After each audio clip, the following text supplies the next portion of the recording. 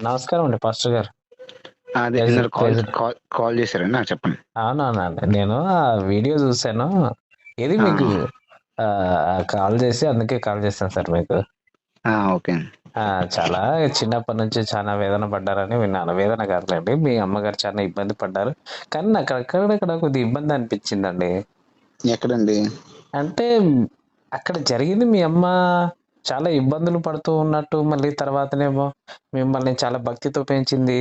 బ్రాహ్మణుడిగా చూసుకోవాలనుకుంది. ఇలాంటివన్నీ నాకు కొంచెం తేడా కొట్టాయి సార్. మీరు ఈ సాక్ష్యం ఏమన్నా నాకు ఇబ్బందికరంగా అనిపించింది. అందుకే కాల్ చేశాను మీకు. లేదండి. ఎగ్జాక్ట్‌గా ఇప్పుడు ఒక విషయం ఏంటంటే, ఆ! మా అమ్మగారు చిన్నప్పటి నుంచి గూడా అంటే మాకు ఊహ తెలిసినప్పటి నుంచి గూడా ఆ! కష్టాలు పడే క్రమంలోనే గుళ్ళో వర్క్ చేసేవాళ్ళనమాట. అవును చెప్పారు విన్నా నేను. అలాగా దాంట్లో మా అమ్మగారికి బాగా ఆసక్తి. యాక్చువల్లీ మా కులదేవుడు ఎవరంటే శివుడు. ఆ! వైష్ణవ మతం తీసుకుందామని ఒక ప్లాన్ చేసింది అప్పట్లో మా అమ్మ. అంటే ఇప్పుడు ఒక ముద్ర వేయించుకుంటారండి. కాదు. అంటే మీ కులదేవుడు శివుడా?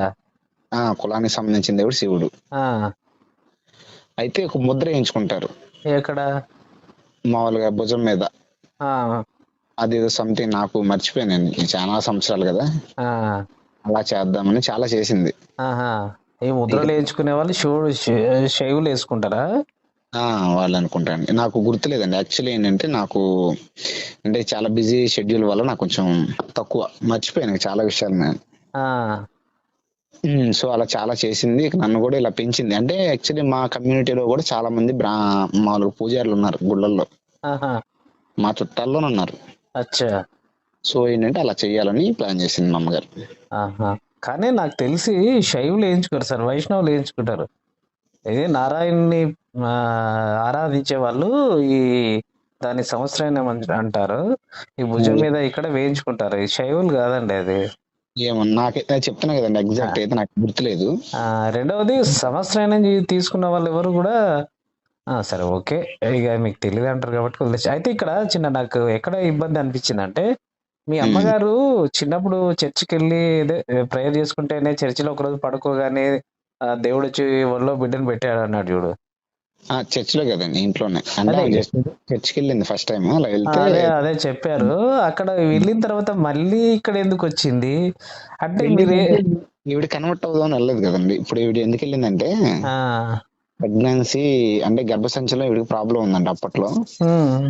సో దాని వల్ల ఏంటంటే అబార్షన్ అయిపోయేదంట, నిలిచేది ఆ! కాదు ఆ! సో దీని వల్ల ఏంటంటే చాలా చేసిందంట. అంటే వెళ్ళింది చాలా చోట్లకి, హాస్పిటల్కి వెళ్ళిందంటే దానివల్ల అవ్వలేదు. ఆ!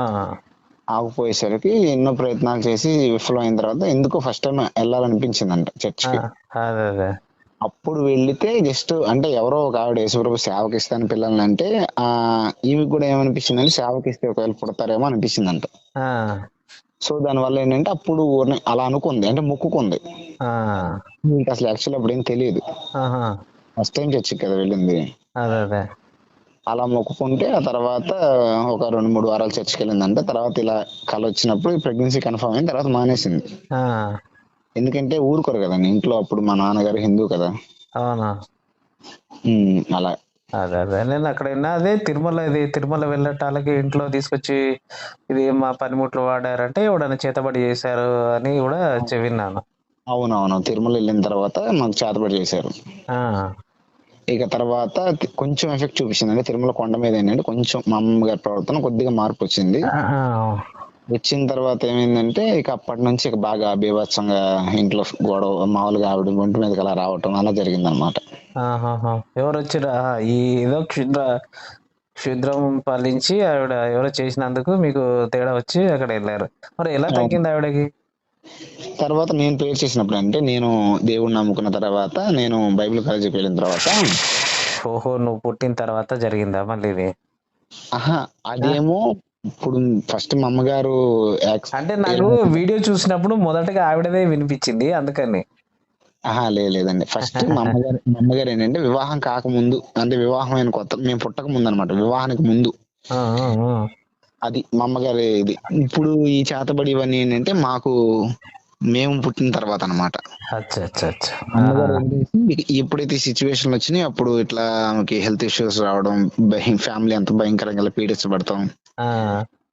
ఇప్పుడు నేను చెప్పిన టెస్ట్ మనీ రాంగ్ అయితే అండి, ఇప్పుడు అంటే నేను చెప్తాను వినండి. రాంగ్ అని కాదు, నాకేమనిపించింది అంటే ఫస్ట్ పార్ట్ లో ఆవిడది వచ్చింది. ఎవరిది అంటే అదే మీ అమ్మమ్మ గారి స్టోరీ చెప్పినప్పుడు ఫస్ట్ వచ్చింది. అవునవును.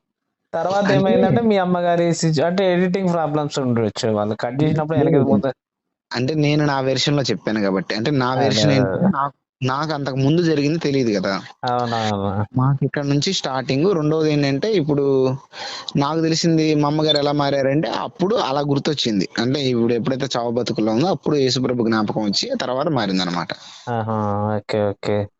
అదే అలా నేను జరిగినప్పుడు ఏంది అంత వెనక ముందు అవుతుంది, ఏం చెప్తున్నాడు అసలు ఈయన, అబద్ధాలు ఆడుతున్నాడా ఏంటి అని నాకు అనిపించింది. కానీ ఇంకా అదేలేండి. నాకు ఇప్పుడు చిరాకు వచ్చింది ఫస్ట్ వినగానే, అసలు ఏంది ఇది, ఏం సాక్ష్యం ఇలా చెప్తున్నాడు, ఆ వెనక ఉమ్, ముందు లేకుండాని.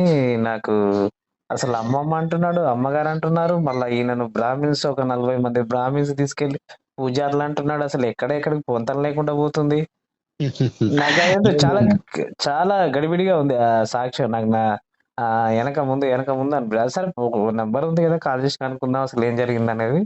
ఆ, అదే పిన్ పాయింట్ ఏంటంటే ఇప్పుడు ఇలా చేతబడి దినాలు పీడించబడుతున్న టైంలో మా అమ్మగారికి బ్లడ్ బ్లీడింగ్ అయిపోతా ఉండేది.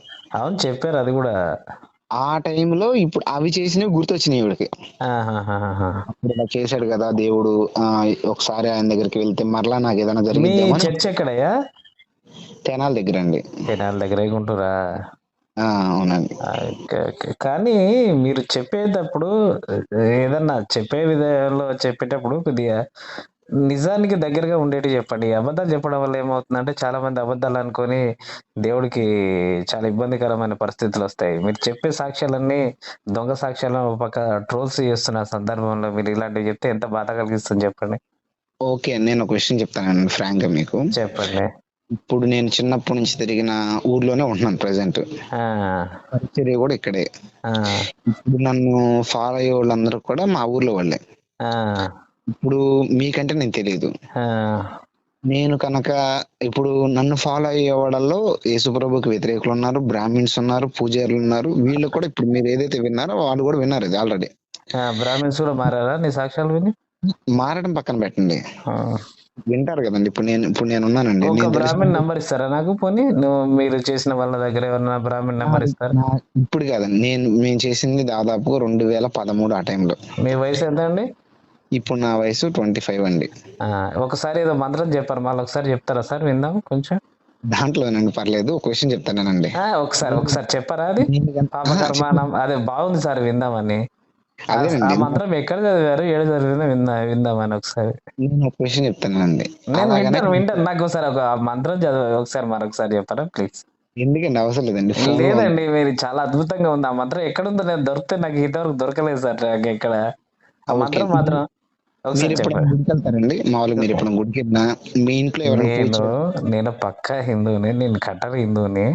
అయ్యో పర్లేదండి, నేను నేను చెప్తాను. ఇక్కడ వినండి, ఓపెన్ గా చెప్తున్నా వినండి. ఇలాంటి సొల్లు సాక్ష్యాలు చెబుతూ అబద్ధాలు చెప్తూ అడ్డంగా దొరుకుతూ ఈ పిచ్చి మాటలని మానేయండి సార్. నిజాలంటూ మాట్లాడుకోండి, ఇబ్బంది లేదు. తిరుమలకి అంటే వెళ్ళగానే చేతబడులు చేశారా మీకు?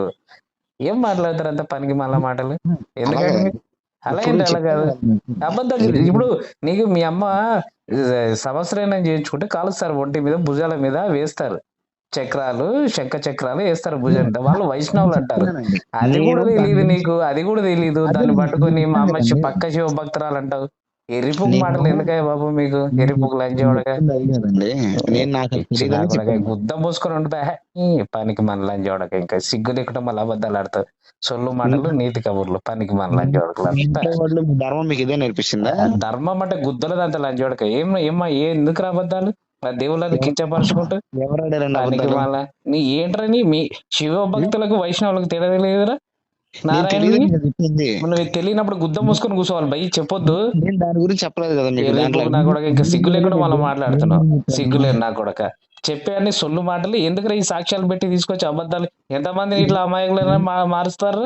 మీలాంటి వాళ్ళకి అలాగంటాయండి అన్ని. గుద్ద మీద పెడితే అంత కొడక ఇంకోసారి. ఇడికి నీకు మంత్రాలు, ఆ మంత్రం ఎక్కడ ఉంటుందో అరే నువ్వు చదువు, ఆ మంత్రం చదువు ఒకసారి ఆ విందాము. మంత్రం ఎక్కడ ఉందో తెలియదు, నువ్వు చదువురా ఒకసారి. కట్టేసావా? అరే పనికి మాలోడా, ఆ చదువురా మంత్రం ఒకసారి ఎక్కడ విందాము. ఉందో ఆ తెలియదు. మంత్రం నాకు అర్థం చెప్పురా విందాము. పనికి మాలోడా, ఎవడో పనికి మాల వెళ్ళి మీ పొరంబోగాడు ఊళ్ళో రాసిన వినండి తెలిసిద్ది. నేను గుద్ద చెప్తున్నాను మీద కదా పెడితే మీకు, అంత నీ అది పనికి చిన్న మాల ప్రతి లంచోడక.